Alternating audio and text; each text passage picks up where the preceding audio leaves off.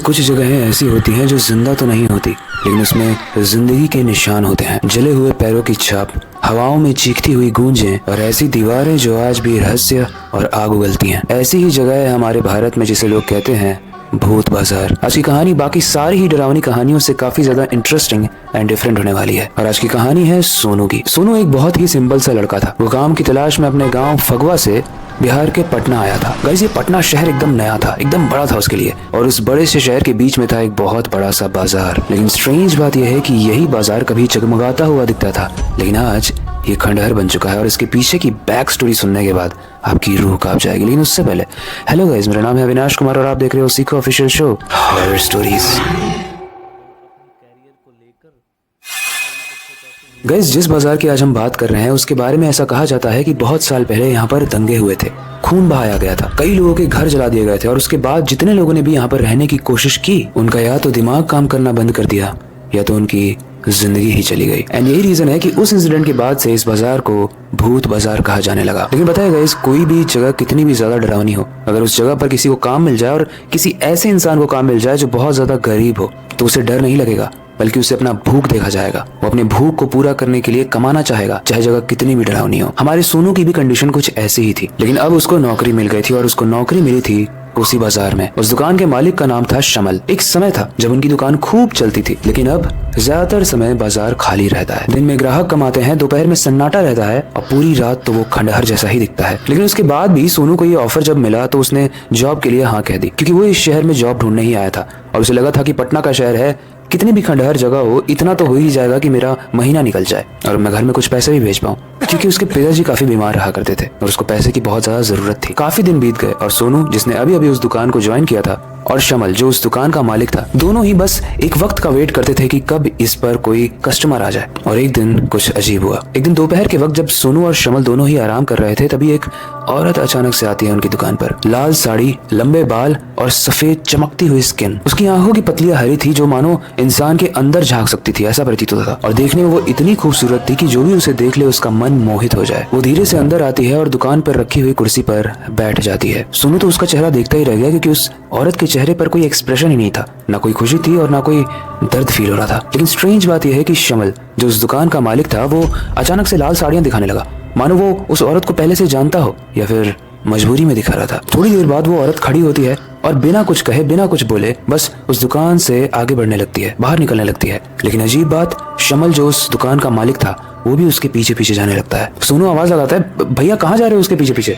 लेकिन शमल मानो अपने होश में ही नहीं था। सोनू ने सुना तो था कि इस बाजार में ऐसी बहुत सारी गतिविधियां होती हैं जिसको देखने के बाद रोंगटे खड़े हो जाते हैं, लोग थर थर कांपने लगते हैं। लेकिन आज सोनू इसको अपनी आंखों से देखने वाला था, क्योंकि सोनू जब बहुत तेज चिल्लाता है कि भैया कहाँ जा रहे हो, तो वो औरत अपने पैरों पर उल्टी खड़ी हो जाती है और उसका सर पूरे तरीके से 180 डिग्री में पीछे मुड़ जाता है। सोनू के चेहरे का पूरे तरीके से रंग उड़ चुका था। उस औरत की जो हरी आंखें थी वो पूरे तरीके से अब लाल हो चुकी थी। उसके बाद वो औरत गायब हो गई और कुछ लोग दौड़ते हुए आए और सोनू को बोले कि जल्दी चलो, कॉम्प्लेक्स के अंदर कोई बेहोश पड़ा हुआ है। सोनू ने वापस पीछे मुड़कर देखा कि कहीं वो औरत तो नहीं है, लेकिन वो औरत गायब हो चुकी थी और सोनू उन लोगों के साथ आगे बढ़ने लगा। गाइस, जैसे ही सोनू उन लोगों के पीछे पीछे जाता है और उस कॉम्प्लेक्स में जाने के बाद जब वो बेहोश पड़े हुए इंसान को देखता है, तो उसको देखने के बाद वो काफी डर जाता है, क्योंकि उस बेहोश पड़े हुए इंसान का गला नहीं था। लेकिन स्ट्रेंज बात यह थी कि उस बेहोश इंसान ने वही कपड़े पहने थे जो उस दुकान के मालिक ने पहने थे, जिस दुकान पर सोनू काम करता है, यानी शमल। सोनू इस चीज को देखकर बहुत डर जाता है। वो वापस से जाकर दुकान में बैठता है और देखता है कि वहां पर शमल बैठा हुआ है। सोनू को कुछ समझ में नहीं आता है। सोनू जब शमल से पूछता है कि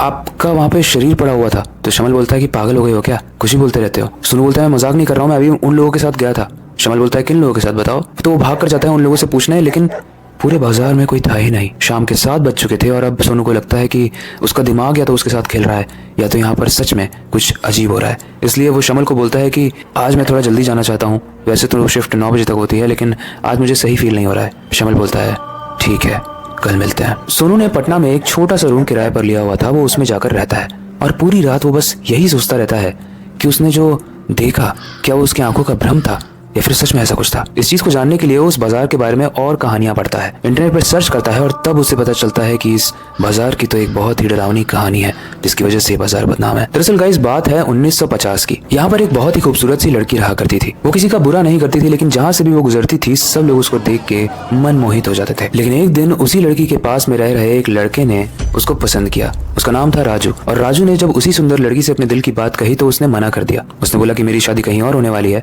और इस रिजेक्शन को वो राजू फेस नहीं कर पाया और गुस्से में आकर उसने बोला कि मैं इस लड़की को सबक सिखाऊंगा। इसलिए फुसलाकर वो शाम को उस लड़की को अपने घर में लेके गया और उसके साथ बहुत ही बुरा दुर्व्यवहार किया। इस चीज के बारे में जब आसपास के लड़कों को पता चली तो सबने मिलकर उस लड़के को जान से मार दिया। उसके बाद से उस बाजार में ऐसी अफवाह फैल गई कि वो जो लड़की थी वो एक चुड़ैल थी और उससे जो भी प्यार करेगा या जो भी उसके पास जाएगा वो मर जाएगा। और गाइस पुराने जमाने के बारे में तो हम सभी जानते हैं, कोई भी किसी को अगर चुड़ैल बोल देता है तो पूरे गांव वाले उसको मारना चाहते हैं। और इसी तरीके से एक एक ने करके उस पर ब्लेम लगा दिया कि वो लड़की कोई नॉर्मल लड़की नहीं बल्कि एक चुड़ैल है, जिसकी वजह से उसे जिंदा आग में जला दिया गया। जब वो लड़की मर रही थी तो वो भीख मांग रही थी कि मैंने कुछ नहीं किया है, वो उन लड़कों की गलती है जो मेरे पीछे आते हैं, मैं बस मना करती हूँ, लेकिन सब लोग मुझसे बस बदला लेना चाहते हैं। लेकिन उसके बाद भी किसी ने भी उस लड़की की नहीं सुनी और उसे जिंदा जला दिया। और जलते हुए उस लड़की ने बोला कि मैं तो मर रही हूँ तड़प तड़प के, लेकिन मरने के बाद मैं वापस आऊंगी। अगले दिन से सब लोग खुशी खुशी रहने लगे। लेकिन कुछ ही दिन के बाद रात में कुछ अजीब सी गतिविधियां होने लगी और उस लड़की की आत्मा ने एक एक करके इस बाजार में जितने भी लोग थे